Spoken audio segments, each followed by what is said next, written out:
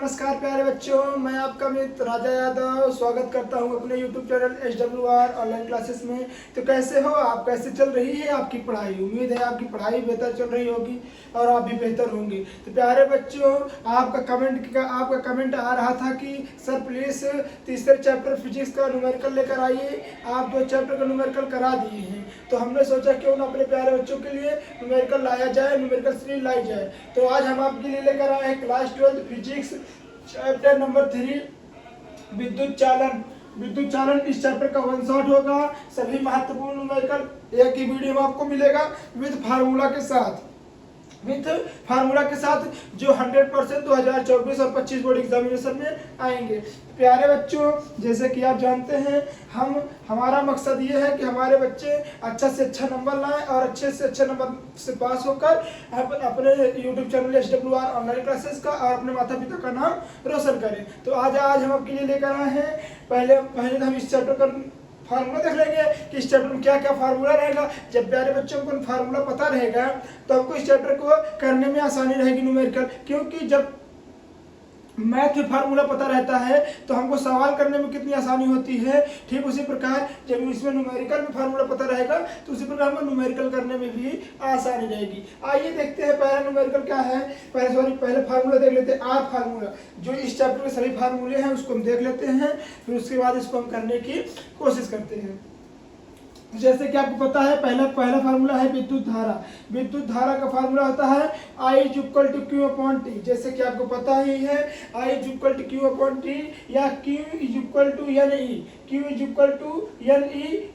= NE। दूसरा नंबर है अनुवेग या जिसको हम अनुगमन वेग या कहते हैं, अनुगमन वेग I = NEA VD, या जिसको इस प्रकार भी लिख सकते हैं VD। यहाँ देखिए VD मान लीजिए नीचे ले लिए, मान लीजिए VD की जगह इसको हमने लिए और ये हमारा I ऊपर चला जाएगा, यानी EA नीचे चला जाएगा। ठीक है प्यारे बच्चों। फिर उसके बाद तीसरा नंबर फार्मूला है धारा घनत्व। ये जो है ये वाला अनुगमन वेग और धारा घनत्व और एक विशिष्ट प्रतिरोध, ये 3 फार्मूला इतना इंपॉर्टेंट है कि ना पूछिए, क्योंकि आप बच्चों बहुत इसमें न्यूमेरिकल आते हैं। ठीक है, तीसरा फार्मूला है धारा घनत्व। तो J = I/A। ठीक है, J = I/A।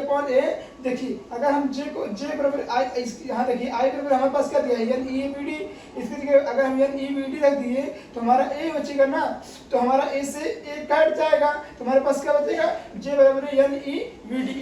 इस प्रकार भी हम लिख सकते हैं कि इसका फार्मूला धारा घनत्व का फार्मूला J = NEVD, इस प्रकार भी हम लिख सकते हैं। नंबर चौथा है विशिष्ट प्रतिरोध। जैसे कि आपको पता है प्रतिरोध का फार्मूला भी बहुत पूछा जाता है। विशिष्ट प्रतिरोध क्या होता है, तो जैसे कि आपको पता है R =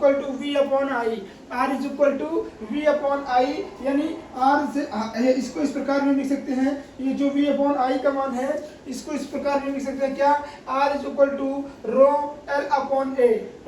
ρL/A।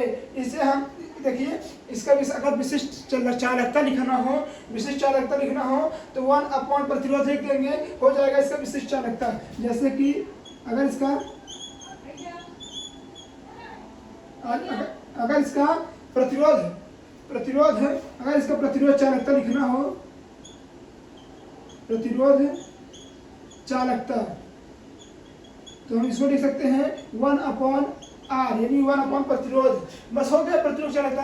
ठीक इसी प्रकार है पांचवा नंबर फार्मूला विशिष्ट प्रतिरोध किसे कहते हैं, तो ρ = RA/L। इसको ट्रिक बता दें बच्चों आपको याद देने की, ρ = राल बना ना, ρ = राल। इसको इस प्रकार भी आप याद कर सकते हैं। ठीक है, अब आइए देखिए यहाँ पर अगर हमको इस प्रकार फार्मूला पूछ लिया कि प्रतिरोध पर निर्भरता पूछ लिया या लंबाई पर निर्भरता पूछ लिया, जब प्रतिरोध पर निर्भरता पूछेगा तो हम इस फार्मूले का उपयोग करेंगे क्या, R = ρL/A। इसकी कहते हैं रोला, इसको क्या बोलते हैं, इसको बोलते हैं रोला। और यहाँ देखिए विशिष्ट प्रतिरोध को बोलते हैं राल, ρ = राल, इसको बोलते हैं R = रोला। इसको इस प्रकार भी हम याद कर सकते हैं। फिर क्या होगा, लंबाई पर निर्भरता कराएगा तो अगर लंबाई पर निर्भरता आएगा तो हम इसको इस प्रकार पढ़ेंगे r equal to rho L upon A, rho L upon A, यानी हम इसको इस प्रकार भी पढ़ेंगे r इक्वल टू रो ला, हमारा हो गया। ठीक है, लंबाई पर निर्भरता हो गया, प्रतिरोध पर निर्भरता हो गया। तो ये हुआ प्यारे बच्चों हमारा फार्मूला इस चैप्टर का। अब आइए एक एक न्यूमेरिकल इस चैप्टर का हम करते हैं और आपको समझाने की कोशिश करते हैं। पहले आप स्क्रीनशॉट ले लीजिए प्यारे बच्चों। अब आइए इसका हम एक एक न्यूमेरिकल करके देखते हैं। ठीक है, फिर उसके बाद आपको समझाएंगे कि न्यूमेरिकल कैसे हुआ। ठीक है, तो आइए देखते हैं क्या कह रहा है कि एक तार का प्रतिरोध 16 ओम है। मान लीजिए मानो दो तार हम तभी बोल रहा है ना, एक तार तो 16 ओम है, यही R1 बराबर कितना है 16 ओम। ठीक है, कह रहा है उसे पिघला कर पहले से आधी लंबाई का तार खींचा जाता है। तो हमको R1 पता चल गया, तो R2 बराबर मान लीजिए, R2 बराबर मान लीजिए हमको नहीं पता है। ठीक है, R2 बराबर हमें मान लीजिए नहीं पता है। ठीक है, फिर क्या कह रहा है, मान लीजिए उसे पिघला कर क्या कर दिया जा रहा है लंबाई, उसकी लंबाई मान लीजिए L1 बराबर मान लीजिए क्या L1 हमको नहीं पता है, और उसकी जो पहले से आधी लंबाई खींचकर आधी कर दी जा रही है। नए तार का प्रतिरोध ज्ञात कीजिए प्यारे बच्चों, कह रहा है नए तार का प्रतिरोध ज्ञात कीजिए। तो L1 बराबर हमने मान लिया L, अब L2 बराबर क्या मानेंगे, L2 बराबर मानेंगे L अपॉन 2। ठीक है, अब इस पे आइए हम फार्मूला लगा देते हैं व्युत्क्रमानुपाती का। किसका फार्मूला लगा देते हैं, व्युत्क्रमानुपाती का। तो हमारे पास क्या आता है व्युत्क्रमानुपाती, यानी प्रतिरोध इज इक्वल टू लंबाई का क्या होता है व्युत्क्रमानुपाती होता है, यानी इसका स्क्वायर हो जाता है। तो हमारा फार्मूला हो जाएगा R1 upon R2 is equal to, यहाँ देखिए R1 upon R2 is equal to हमारे पास हो जाएगा L1 अपॉन L2, इसका होल स्क्वायर हो जाएगा। ठीक है प्यारे बच्चों, अब इसका देखिए R1 का मान क्या दिया है, R1 का मान दिया है 16, R2 का मान हमको नहीं पता, ध्यान देंगे R2। यहाँ देखिए हमारे पास L1 का मान L है, तो यहाँ पर हम लिख देंगे L। फिर यहाँ पर देखिए, L2 का मान क्या दिया है, L2 का मान दिया है L अपॉन 2। यहाँ देखिए इतना दिया है ना, इसका हम क्या कर देंगे, इसका हम कर देंगे होल स्क्वायर। हम प्यारे बच्चों अब इसका होल स्क्वायर कर दिए। अब होल स्क्वायर करने के बाद यहाँ देखिए L से L कट रहा है। ठीक है, अब यहाँ देखिए यहाँ क्या हो जाएगा, यहाँ हो जाएगा हमारा 16 upon R2 is equal to 1 upon 2 का होल स्क्वायर जब करेंगे हम, तो हमारे पास निकल कर आएगा 16 upon R2 is equal to 1 upon 4। तो 4 1 जा 4, 4 4 जा 16, यानी R2 बराबर हमारे पास निकल कर आएगा कितना, R2 बराबर हमारे पास निकल कर आएगा 4 ओम। यहाँ ओम हो जाएगा क्योंकि प्रतिरोध का मात्रा क्या होता है प्यारे बच्चों, ओम। ये हुआ हमारा पहला आंसर। ये क्या हुआ हमारा, ये हुआ हमारा पहला आंसर प्यारे बच्चों।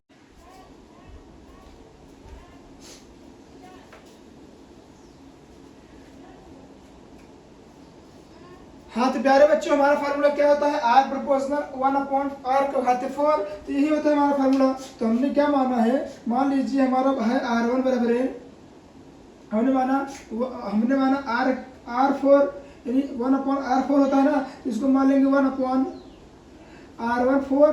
फिर इसको मान लेंगे R2 बराबर है 1 अपॉन R2 घाते 4, यही हो जाएगा ना। अब इसको देखिए, अब इसको समीकरण 1 और 2 से ले लीजिए। तो माना समीकरण 1 मान लीजिए, इसको समीकरण 1 मान लीजिए, इसको 2 मान लीजिए। ठीक है, समीकरण 1 व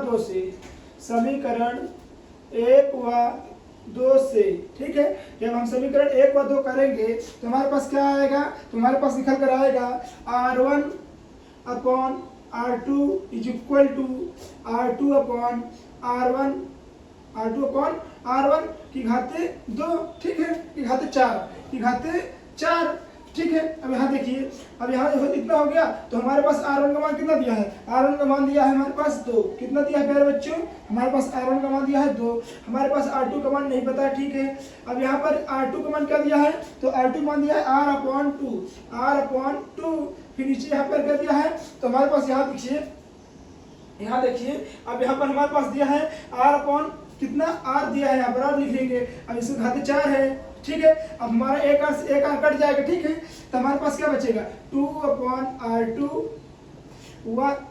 2 अपॉन R2। यहाँ पर हम लिखेंगे 2 अपॉन 1, इसके घाते 4 करेंगे। जब इसका हम 4 करेंगे तो 2 दूनी 4 दूनी 8 दूनी 16, कितना हो जाएगा हमारे पास तो हमारे पास हो जाएगा 2/R2 इज इक्वल टू 1/16। यहाँ देखिए, यहाँ हो जाएगा 1/2, तो यहाँ हो जाएगा 1/16।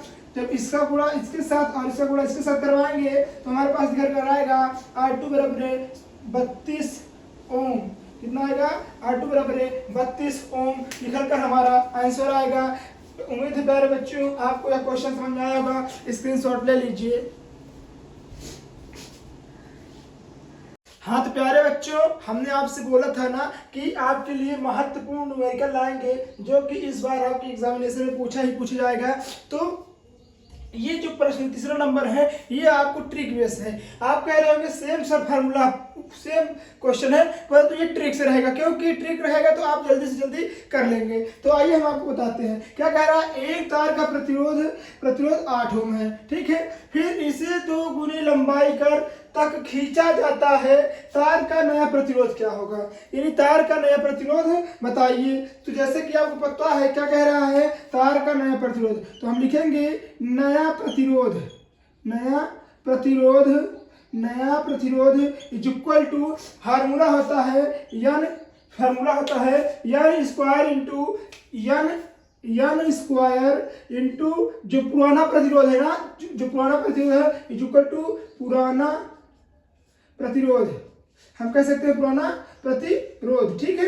अब आइए इसको हम करके ज्ञात करते हैं। तो क्या कह रहा है, यदि तार की लंबाई को क्या कर दिया जाए, खींचकर क्या कर दिया जाए, इसे 2 गुनी कर दी जाए। तार की लंबाई की क्या कर दी जाए प्यारे बच्चों, तार की लंबाई खींचकर 2 गुनी कर दी जाए तो तार का क्या होगा। आइए हम इसको देखते हैं करके। हाँ तो प्यारे बच्चों क्या कह रहा है, तार की लंबाई को प्रतिरोध को खींचकर 2 गुना कर दिया जाता है तो नया तार का प्रतिरोध ज्ञात करना है। तो हम जैसे कि हमको पता है नया तार का प्रतिरोध हमारा क्या है R2, ठीक है। n क्या दिया है, n हमारा दिया है लंबाई, कितना करना है खींचकर, तो लंबाई हमको खींचकर 2 गुना करना है, यानी 2 गुना करना है। तो 2 का स्क्वायर इंटू पुराना प्रतिरोध हमारा क्या था, तो पुराना प्रतिरोध हमारा था 8 ओम, ठीक है। तो हमारा हो जाएगा R2 बराबर है 4, 2 स्क्वायर का हो जाएगा 4 और 8 हो जाएगा। तो हमारे पास R2 बराबर निकल कर आएगा, क्या निकल कर आएगा, तो 4 8 32 यानी 32 ओम क्या आ जाएगा, तो हमारा आ जाएगा R2 बराबर नया प्रतिरोध बराबर है 32 ओम। यही हुआ प्यारे बच्चों हमारा आंसर, ठीक है, यही हुआ हमारा आंसर। अब आइए देखते हैं क्वेश्चन नंबर 4। ये बहुत महत्वपूर्ण प्रश्न है जो कि हमारे व्हीट स्टोन सेतु से लिया गया है। आइए इसको हम करके देखते हैं। जैसे कि आपको पता है आने वाली धाराओं का योग बराबर जाने वाली धाराओं का बीजगणितीय योग 0 होता है, यानी जब आने वाली जो धारा होगी और जाने वाली धारा योग दोनों क्या होंगी, बराबर होंगी। तो आइए इसको हम करके देखते हैं। तो पहले यहाँ से करते हैं P, फिर उसके बाद Q बिंदु करेंगे, फिर R बिंदु करेंगे, ठीक है। तो पहले हम आइए P बिंदु कर लेते हैं। जैसे कि आपको पता है, यहाँ लिखिए P बिंदु P से, ठीक है। तो आने वाली धाराओं का योग बराबर जाने वाली धारा। तो कौन कौन धारा आ रही है, तो 2 एम्पियर प्लस यहाँ पर फिर 2 एम्पियर आ रहा है इज इक्वल टू, यहाँ देखिए कौन सी धारा जा रही है, 1 एम्पियर की धारा जा रही है, ठीक है। 1 एम्पियर की धारा जा रही है और प्लस यहाँ हो जाएगा हमारा I, क्योंकि हमारा I ज्ञात करना है। तो हमारे हो जाएगा 2 दूनी 4 बराबर 1 प्लस I। तो हमारे पास I बराबर क्या हो जाएगा, 4 माइनस 1, तो I बराबर हमारे पास क्या जाएगा 3 एम्पियर, ठीक है। तो हमारे पास I बराबर कितना जाएगा 3 एम्पियर। तो यहाँ हम लिख देंगे 3 एम्पियर, ठीक है। अब हमारा एक बिंदु हो गया। अब हमारा क्या बचा, बिंदु Q। तो यहाँ लिखिए बिंदु Q से, क्या लिखेंगे प्यारे बच्चों, बिंदु Q से। तो हमारे पास बिंदु जो धारा आ रही है, आने वाली धारा और जाने वाली धारा को लिखना है। तो हमारे पास बिंदु Q क्या है, 3 आ रही है, ठीक है, 3 आ रही है और 3 आ रही है ना, ठीक है। और यहाँ देखिए जा कितना रहा है, जा रहा है 1 एम्पियर जा रहा है प्लस 1 एम्पियर जा रहा है प्लस I2 जा रहा है ना, यहाँ देखिए I2 भी जा रहा है साथ में, ठीक है। अब यहाँ देखिए, यहाँ हम लिखेंगे I2 बराबर है 3 माइनस 1। तो हमारे पास I2 बराबर कितना निकल कर आएगा, तो I2 बराबर हमारे पास निकल कर आएगा 2 एम्पियर। कितना निकल कर आएगा, 2 एम्पियर। अब हमने बिंदु P भी कर लिया, बिंदु Q भी कर लिया। अब आइए देखते हैं बिंदु R। तो यहाँ लिखेंगे इसको मान लीजिए 1 इसको मान लीजिए 2 और इसको मान लीजिए 3। तो लिखेंगे यहाँ बिंदु आर से, तो यहाँ हम लिखेंगे हमारे पास कौन बिंदु 2 क्या I2 क्या प्राप्त हुआ था, तो I2 हमारे पास 2 एम्पियर प्राप्त हुआ है ना, तो यहाँ हम लिख देंगे 2 एम्पियर। तो यहाँ लिखेंगे 2 एम्पियर प्लस और कौन सी धारा आ रही है, तो एक यहाँ देखिए ये भी आ रही है ना I1, सॉरी 1 एम्पियर आ रहा है। फिर यहाँ देखिए जा कौन सी धारा रही है, तो जा रही है 2 एम्पियर जा रही है और प्लस यहाँ I जा रही है यानी I3 जा रही है। ठीक है, तो यहाँ हमारे पास क्या हो गया, तो 1 3 इज इक्वल टू यहाँ कितना है 2 प्लस I3, तो हमारे पास I3 बराबर क्या हो गया, तो I3 बराबर हो गया 3 माइनस 2 यानी I3 बराबर हमारे पास हो गया 1 एम्पियर। तो प्यारे बच्चों आपको यहाँ देखिए P बराबर प्राप्त हुआ 3 एम्पियर और Q बराबर प्राप्त हुआ 2 एम्पियर, R बराबर प्राप्त हुआ 1 एम्पियर। उम्मीद है प्यारे बच्चों ये हमारा आपको न्यूमेरिकल बहुत अच्छा लगा होगा। आइए देखते हैं नेक्स्ट न्यूमेरिकल क्या है। उसके पहले आप इसके स्क्रीनशॉट ले लीजिए। अगर हाँ प्यारे बच्चों वीडियो अच्छी लग रही है तो प्लीज़ वीडियो को लाइक कर दीजिएगा एंड चैनल को सब्सक्राइब करना नहीं भूलिएगा। पहले आप स्क्रीनशॉट ले लीजिए। हाँ तो प्यारे बच्चों ये जो 4-5 क्वेश्चन और आपके पास बच्चा है, 5 क्वेश्चन और बचा है, 4 क्वेश्चन देख लिया, 6 क्वेश्चन और बचा है, तो उसको भी देख लो। तो ये बहुत महत्वपूर्ण होगा आपके एग्जामिनेशन दृष्टिकोण से। तो आइए देखते हैं क्या कह रहा है। ए और बी के बीच तुल्य धारिता ज्ञात करना है। ये दोनों समांतर क्रम में दिए गए हैं, ये श्रेणी क्रम में दिए गए हैं, ये भी श्रेणी क्रम में। परंतु बच्चों ये जो प्रतिरोध होता था और धारिता होती थी, प्रतिरोध का फार्मूला अलग होता है, धारिता का श्रेणी क्रम समांतर क्रम अलग होता है। दिखने में तो ऐसे भी रहते हैं परंतु सब अलग अलग रहते हैं। आइए हम आपको समझाते हैं। क्या रहा है, पहले हम इसका ए और बी के बीच क्या तुल्य धारिता ज्ञात करनी, तो पहले हम इसको देखेंगे कौन से क्रम में है। जैसे कि आपको पता है, इसको मान लीजिए C1, इसको C2, इसको C3। तो हमने मान लिया C1 plus C2, C1, C2 बराबर क्या दिया है 4 माइक्रोफैरेड। ठीक है, तो हमको C1 प्लस C2 को हमको किसमें क्रम में, तो हमको समांतर क्रम श्रेणी क्रम में ज्ञात करना है। तो श्रेणी क्रम का फार्मूला होता है 1/C equal to 1/C1 plus 1/C2। तो हमारे पास 1/C1 क्या है, 1/C1 बराबर 4, सॉरी 1/C1 बराबर 4 प्लस 1/C2 बराबर ये भी 4 है।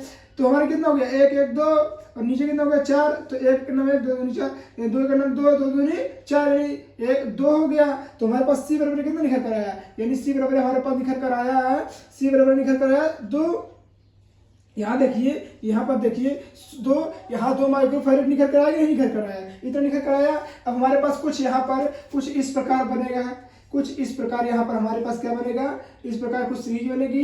इसका हो जाएगा 2 माइक्रोफैरेड हो जाएगा और इसका हो जाएगा 4 माइक्रोफैरेड। ठीक है, तो अब यहाँ हमसे क्या कह रहा है, इसका और इसका क्या करना है, समांतर क्रम निकालना है। तो अब आइए हम इसको निकालते हैं समांतर क्रम में। ठीक है प्यारे बच्चों, किस में निकालते हैं, समांतर क्रम में निकालते हैं। यहाँ आपको हम दिखाने के लिए लिखे थे। ठीक है, अब आइए इसको लिखते हैं। ये हो गया हमारा पहला नंबर। अब दूसरा नंबर देखते हैं। यहाँ पर हम समांतर क्रम, यहाँ पर देखते हैं समांतर क्रम। तो हमारे पास C बराबर हो जाता है, ये देखिए दिखने तो ये समांतर क्रम है और ये श्रेणी क्रम है, परंतु आपने बताया ना आपको ठीक विपरीत होता है। तो C1 प्लस C2 यानी C बराबर कितना हो जाएगा, C1 बराबर कितना दिया है, C1 बराबर हमारे पास दिया था हमें यहाँ पर 2 निकला था ना, और C2 बराबर कितना है 4। तो हमारे पास कितना हो जाएगा, C बराबर हो जाएगा हमारे पास 6 माइक्रोफैरेड। तो हमारा समांतर क्रम निकल कर आया 6 माइक्रोफैरेड, श्रेणी क्रम निकल कर आया 2 माइक्रोफैरेड। उम्मीद है प्यारे बच्चों ये आपको बहुत अच्छे से समझ में आया होगा। अब आइए हम आपको इसे करके दिखाते हैं। छठा नंबर क्या कह रहा है, ए और बी के बीच तुल्य प्रतिरोध तुल्य धारिता ज्ञात करिए। तो आइए इसको भी आपको ज्ञात करके दिखाते हैं। चलिए पहले आपको हम इसको ज्ञात करके दिखाते हैं। इसके पहले हम एक काम करेंगे कि इसको हम पहले मिटा देंगे, इसको हम नेक्स्ट वीडियो कर लेंगे, यहाँ पर जगह नहीं हो पाएगी, हमने गलती कर दी लिख के इसके। आइए देखते हैं पहले इसको हम। तो पहले प्यारे बच्चों इसका हम समांतर क्रम करेंगे। तो लिखेंगे कि नंबर 1 पहले लिखेंगे हम कि इसका ए और बी के बीच समांतर क्रम है। तो पहले हम लिखेंगे इसको C1 मान ले, इसको C2 मान ले, इसको C3 मान ले। लिख देंगे C1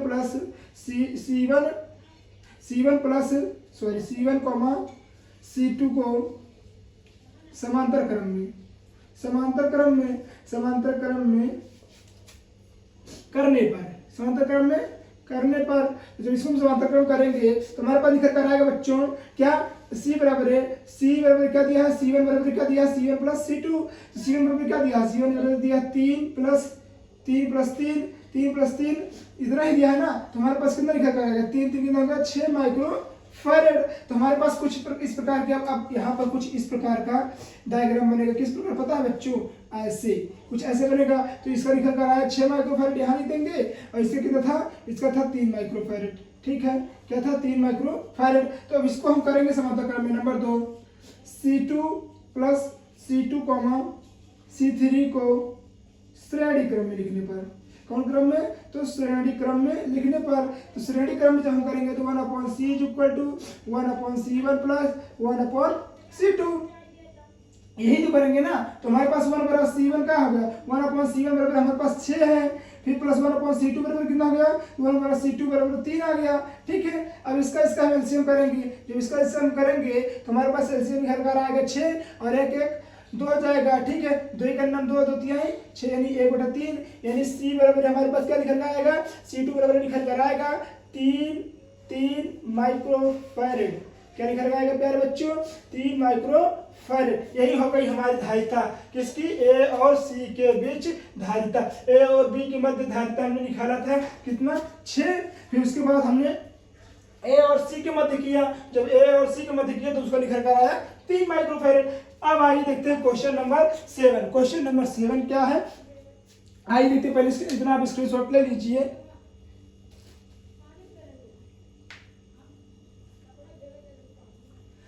हाँ प्यारे बच्चे, आइए अब इसको हम करके देखते हैं। तो मान लीजिए ये कोई धारिता है, ठीक है, ये कोई तार है, जैसे मान लीजिए यहाँ पर कोई तार है और यहाँ पर कोई तार है। हम इसको पकड़ के अब इसे सीधा करेंगे तो ये कुछ इस प्रकार आ जाएगा, ये कुछ इस प्रकार आ जाएगा कि नहीं आ जाएगा, आ जाएगा ना। जब आ जाएगा तो ये किस क्रम में हो जाएगा, तो ये हो जाएगा श्रेणी क्रम में, नहीं समांतर क्रम में होगा। यही तो आपको ध्यान रखना है प्यारे बच्चों। तो आइए देखते हैं, तो कह रहा है C, इसको मान लीजिए C1, इसको मान लीजिए C2, इसको मान लीजिए C3। तो लिख देंगे C1 प्लस C1 C2 को समांतर क्रम में, श्रेणी क्रम में लिखेंगे। जब श्रेणी लिखेंगे, श्रेणी क्रम में, ठीक है। C1 प्लस C2 किस में लिखेंगे, श्रेणी क्रम में लिखेंगे। जब श्रेणी क्रम में लिखेंगे प्यारे बच्चों तो हमारे पास आएगा 1 बराबर C1, C बराबर है 1/C1 प्लस 1/C2, इतना आएगा ना। अब यहाँ देखिए हमारे पास C1 क्या दिया है, तो C1 बराबर हमारे पास दिया 6 और C2 बराबर कितना दिया 3, ठीक है। अब तो इसको हम लिखेंगे 1/C बराबर है, इसको लिखेंगे 6, ये हो जाएगा 2 2 1 2 2 3 6 यानी 1/3। तो हमारे पास C बराबर कितना आएगा निकल कर, तो हमारे पास C बराबर निकल कर आएगा 3 माइक्रो फैरेड। कितना निकल कर आएगा, 3 माइक्रो फैरेड निकल कर आ गया ना प्यारे बच्चों। यहाँ नहीं दिख रहा होगा तो हम आपको यहाँ लिख देते हैं, कितना आया, तो C बराबर हमारे पास निकल कर आया 3 माइक्रो फैरेड, ठीक है। अब हमारे पास क्या कह रहा है, इसके दोनों की धारिता निकल कर 3 माइक्रो फैरेड आई। अब इसका और इसका, ये देखिए देखने में तो समांतर क्रम है, परंतु देखने में तो श्रेणी क्रम है, परंतु है ये समांतर क्रम में, ठीक है। तो अब हम लिखेंगे यहाँ पर हम, ये हमारा हो गया नंबर 1। अब यहाँ हम लिखेंगे नंबर 2 पे, लिखेंगे C2 C3 को समांतर क्रम में करने पर, समांतर क्रम में करने पर, ठीक है, इतना लिखा हमने ना, ठीक है। अब यहाँ देखिए C बराबर हमारे पास फार्मूला क्या था, C1 प्लस C2। तो C बराबर फार्मूला क्या होगा, C1 बराबर क्या है, सॉरी C1 नहीं है यहाँ पर C2 है और यहाँ पर C3 माना था हमने। तो C बराबर CO2 बराबर कितना दिया है, C2 बराबर दिया है 3 और C3 बराबर भी कितना दिया है 2। तो हमारे पास C बराबर निकल कर आएगा 5 माइक्रो फैरेड। उम्मीद है प्यारे बच्चों आपको A B C तीनों का मान निकल कर आ गया है, देख लीजिए। उम्मीद है प्यारे बच्चों आपको क्वेश्चन बहुत अच्छा लगा होगा। हमने क्वेश्चन नंबर 7 तक देख लिया है। अब आइए बच्चों हमने 7 प्रश्न कर लिया है, 8 9 10 3 प्रश्न और बचे हैं। आइए उसका भी निपटारा कर देते हैं और आपका ये चैप्टर भी खत्म हो जाएगा, क्योंकि इसमें बस इतने महत्वपूर्ण प्रश्न हैं जो आपके एग्जामिनेशन में बहुत सारे पूछे जाते हैं। आइए इसको हम करते हैं। 8वां नंबर क्या कह रहा है, कि ए और बी के बीच प्रतिरोध ज्ञात करना, क्योंकि इसमें भी तुल्य धारिता ही ज्ञात करनी थी। ठीक है, तो पहले हम इसको नहीं लिखेंगे, पहले हम इसको लिखेंगे, क्योंकि अगर हम बेसिक सॉल्व करते चलेंगे तो ये सब सॉल्व हो जाएगा। ठीक है, पहले हम इसको देखेंगे, तो हम लिखेंगे इसको, मान लीजिए C1 C2 C3 C4 C5। तो हम लिखेंगे पहले नंबर में C1 C2 को समांतर क्रम में करने पर, समांतर क्रम में। ठीक है, यहाँ देखिए बच्चों, C1 और C2 क्या कह रहा है कि C1 और C2 को हम समांतर क्रम में ना करके श्रेणी क्रम है, ये आपको बताए थे, रहेगा वही मगर फार्मूला अलग लगेगा, क्योंकि रहेगा सेम ही, श्रेणी क्रम रहेगा मगर फार्मूला अलग लगेगा। तो हम लिखेंगे यहाँ पर 1/C1 = 1/C1 + 1/C2। तो यहाँ पर हमारे पास C1 क्या है 1/8, C2 क्या है 1/8 ही, ये दोनों है। तो 1/C बराबर क्या जाएगा, 8 एलसीएम ले जाएंगे, 1 1 2 हो जाएगा, 2 1 2 4 8। तो हमारे पास C बराबर कितना आया, तो C बराबर हम लिख सकते हैं यहाँ पर C1 बराबर हमारे पास निकल कर आया 4 माइक्रोफैरेड। ठीक है, अब इसको देखिए, जब यहाँ 4 माइक्रोफैरेड निकल कर आ गया तो इस पर भी 4 हो जाएगा, इस पर 8 हो जाएगा। ठीक है, तो हमारे पास निकल, यहाँ देखिए दूसरा नंबर लिखिए C। अब इसको मान लीजिए हम C1 मान लीजिए। ठीक है, क्यों, क्योंकि इसको दोनों मिला दिए तो C1 बना दो। ठीक है, हमने इसको माना C1 और इसको माना C3। C1, C3 को समांतर क्रम में करने पर, समांतर क्रम में रखने पर। ठीक है, अब यहाँ देखिए समांतर क्रम में रखेंगे तो हमारे पास C बराबर हो जाएगा C1 + C2 + C3। तो हमारे पास C2 क्या दिया था, यहाँ निकल कितना आया था 4 माइक्रो 4 दिखना, अब यहाँ पर कितना आया था, इतना है 8। तो यहाँ हमारे पास कितना आ जाएगा 12। तो हमारे पास यहाँ पर C2 बराबर हो जाएगा 12 माइक्रोफैरेड। ठीक है, अब हमारा इतना तो निकल कर आ गया। अब हमारा टोटल ये देखिए, इसको हम आपको समझाना चाह रहे हैं, हमारा इसको हम समझाना चाह रहे हैं। देखिए हमारा कुछ इस प्रकार से डायग्राम था, मगर ये हट गया, ये भी सेम हो गया, तो हमारा आया था यहाँ 12। अब तो कुछ इस प्रकार डायग्राम हमारा बनेगा, क्या 4 माइक्रोफैरेड 8 माइक्रोफैरेड और 8 माइक्रोफैरेड, सॉरी यहाँ 12 हो जाएगा, 12 माइक्रोफैरेड और 8 माइक्रोफैरेड। अब इसको हम हल कर लेंगे, हमारा आंसर निकल कर आ जाएगा। प्यारे बच्चों, आप बिल्कुल भी दिक्कत नहीं चाहिए, हम है ना, जब तक हम है तब तक आपको दिक्कत की जरूरत नहीं है। ठीक है, टेंशन कोई लेने की जरूरत नहीं है। ठीक है, आइए इसको हम देखते हैं। तो हम लिखेंगे यहाँ C3 बराबर है, तो हम यहाँ देखिए, यहाँ 1 2 3 अभी हमने बताया ना, फिर यहीं पर हम सॉल्व करेंगे क्या, C2, C4 और C3 C4 और C5 को किसमें करेंगे, C5 को हम श्रेणी क्रम में करेंगे। किसमें करेंगे, श्रेणी क्रम। जब हम इसको श्रेणी क्रम में करेंगे प्यारे बच्चों, तो इसको हमारा निकल कर क्या आएगा, तो हमारा निकल कर आएगा कुछ इस प्रकार 1/C = 1/C1, sorry 1/C3, 1/C4 + 1/C5। तो हमारे पास यहाँ देखिए C3 का मान कितना दिया है, C3 का मान दिया है हमारे पास देखिए 4 माइक्रोफैरेड। तो हम लिखेंगे यहाँ 4 + 1/12 + 1/8। यहाँ देखिए 12 था, वहाँ 8 था। ठीक है, अब इसका एलसीएम ले लेंगे। जब इसका हम यहाँ पर एलसीएम ले लेंगे प्यारे बच्चों, तो हमारा क्या निकल कर आएगा, तो जितना आपको पता है 1/C = इसका फार्मूला निकल कर आएगा 12। अब यहाँ पे क्या है, 4 4 दिया 12 3 12 करना 12। ठीक है, 1 फिर 8 का, यहाँ देखिए इनका तीनों का एलसीएम कितना आ जाएगा, 12 नहीं होगा और ज़्यादा होगा, नहीं तो आपको दिक्कत होगी। यहाँ देखिए आपको यहाँ अगर नहीं आ रहा तो यहाँ निकाल लीजिए, 4 12 8, 2 से काटिए, 2 दूनी 4, 2 छंग 12, 2 चौक 8, फिर 2 से काटिए, 2 करना 2, 2 3 6, 2 दूनी 4, फिर 2 से काटिए, 2 1 3 1। ठीक, अब 3 से काटिए, 2 दूनी 4 दूनी 8 8 3 24 एलसीएम होगा, नहीं तो आपको यहीं पर अगर दिक्कत होती है। ठीक, 4 3 4 32 4 9 4, देखिए 4 6 24, यहाँ तो यहाँ 6 आएगा, कितना आएगा 6 आएगा।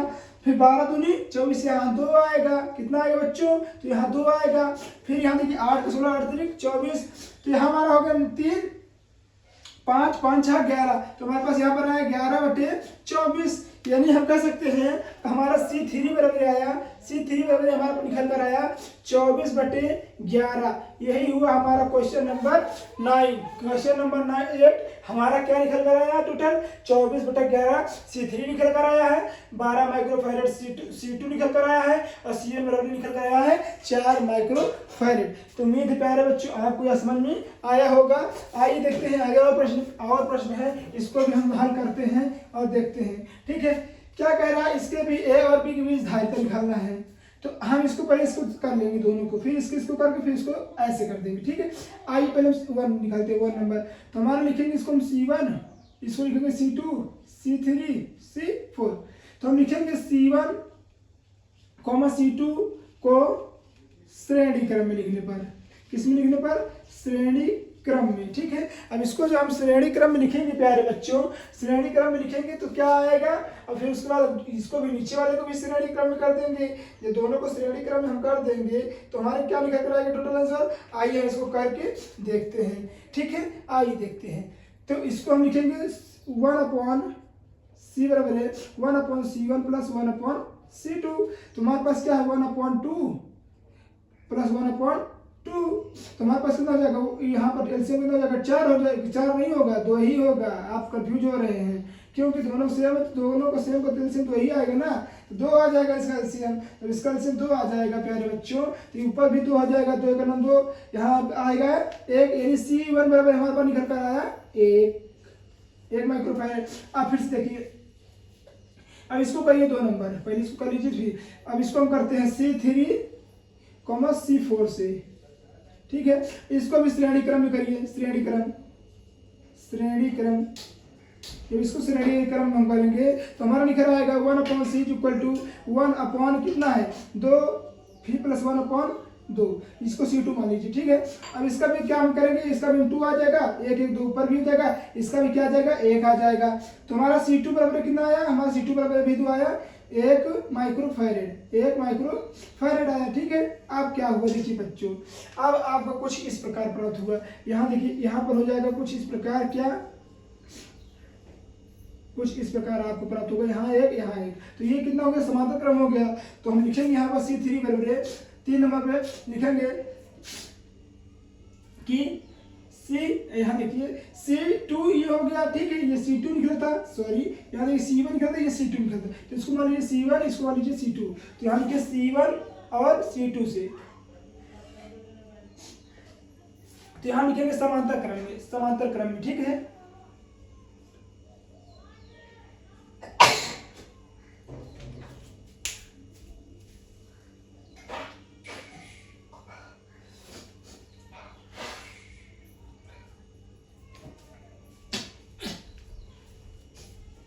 हाँ तो प्यारे बच्चों इसको हम समांतर क्रम में रखेंगे। समांतर क्रम में रखने के बाद जब इसको हम समांतर क्रम में रख देंगे तो हमारे पास क्या आएगा, C बराबर है C1 प्लस C2। ठीक है, C बराबर हमारे पास क्या जाएगा, यहाँ देखिए C1 का मान क्या लिया है 1, C2 का मान क्या लिया है 1। तो C3 बराबर हमारे पास निकल कर आएगा, C3 बराबर निकल कर आएगा 2 माइक्रोफैरेड। अर्थात आप कह सकते हैं हमारे पास C3 बराबर निकल कर आया 2 माइक्रोफैरेड। यही हुआ हमारा क्वेश्चन नंबर 9। अब आइए क्वेश्चन नंबर 9 आप बता दीजिए तो क्वेश्चन नंबर 10 करें हम, क्योंकि जगह अब नहीं बची है। ठीक है, आप स्क्रीनशॉट ले लीजिए पहले। हाँ तो प्यारे बच्चों अब आइए लास्ट क्वेश्चन नंबर 10 बचा है, इसको देख लेते हैं। इसके बाद ये चैप्टर हमारा खत्म हो जाएगा। क्या कह रहा है, पहले इसका समांतर क्रम निकालिए, फिर इसका समांतर क्रम निकालिए, फिर तीनों का श्रेणी क्रम। तो आइए पहले क्वेश्चन देख लेते हैं। मान लीजिए ये क्या है C1, C2, C3, C4, C5। ठीक है, हमने इतना मान लिया। तो हम लिखेंगे C1 और C2 को, C1, C2 को समांतर क्रम में करेंगे। ठीक है, समांतर क्रम में करने पर जब हम तो लिखेंगे C1 बराबर है C1 प्लस C2। तो हमारे पास आएगा 1 प्लस 1, यानी C1 बराबर हमारे पास निकल कर आया 2 माइक्रोफैरेड। ठीक है, अब दूसरा नंबर देखिए। अब इसको पहले हम कर लेंगे फिर इसको करेंगे। तो हमारे पास C3 C4 C5 को समांतर क्रम, इसको भी समांतर क्रम में कर देंगे। तो इसको जब समांतर क्रम में करेंगे तो हमारे पास निकल कर C2 बराबर है C4 कितना है, तो हमारे पास 1 है, C5 कितना है, 1 है, तो ये भी निकल कर आएगा 2 माइक्रो फैरेड। अतः हम कह सकते हैं C2 बराबर हमारे पास निकल कर आएगा 2 माइक्रो फैरेड, 2 माइक्रो फैरेड, ये हमारा क्या निकल कर आया C2। ठीक है, आप देखिए कुछ हमारे पास इस प्रकार डायग्राम प्राप्त होगा, कुछ हमारे पास इस प्रकार डायग्राम प्राप्त होगा जिसमें ए और बी के बीच तुल्य धारिता ज्ञात करनी है। तो इसका क्या मान निकल कर आया है, यहाँ निकल कर आया था 2, यहाँ पर भी निकल कर आया है 2 और बीच में भी है 1। ठीक है, आप इसको श्रेणी क्रम में करेंगे। ठीक है, तो लिखेंगे तीसरे number C1 C2 C3 C1 C2 C3 common लगा देंगे को श्रेणी क्रम में करने पर, श्रेणी क्रम में। ठीक है, श्रेणी क्रम में जब हम कर देंगे तो हमारे पास आएगा C1 1/C2 प्लस 1/C3। तो हमारे पास वहां पर यहाँ पर आएगा 1/C इक्वल टू, यहाँ देखिए 1 इसका C1 का मान कितना दिया है 2, C2 का मान कितना दिया है 1, C3 का मान कितना दिया है 2। ठीक है, इसका हम सबका मान रख देंगे। ठीक है, अब इसका हम एलसीएम करेंगे, 1/C का एलसीएम करेंगे तो इसका एलसीएम कर आएगा 2, 2 एक 2, 1 दुक्के 2, 2 दूनी सॉरी 1 एक 2। ठीक है, इतना ही करना है। अब इसको हम जब जोड़ेंगे, यहाँ देखिए इसको हम जोड़ेंगे तो हमारे पास आएगा ऊपर 4 आ जाएगा, देखिए 1 2 2 दूनी 4 और नीचे 2 जाए, 2 का 2 दूनी 4, यही हमारे पास C बराबर निकल कर आएगा 2 माइक्रो कूलम्ब, 2 माइक्रो फैरेड। उम्मीद है प्यारे बच्चों पहले आप स्क्रीनशॉट ले लीजिए। उम्मीद है प्यारे बच्चों आपको क्वेश्चन, आज का क्वेश्चन बहुत अच्छे समझ में आया होगा। अगर आपको वीडियो अच्छी लगी हो तो प्लीज़ वीडियो को लाइक कर दीजिएगा। अगर आप चैनल पर नए हो तो प्लीज़ चैनल को सब्सक्राइब कर दीजिएगा। और हाँ प्यारे बच्चों, अपने भाइयों और अपने दोस्तों तक भेजना नहीं भूलिएगा। मिलते हैं किसी नेक्स्ट वीडियो में।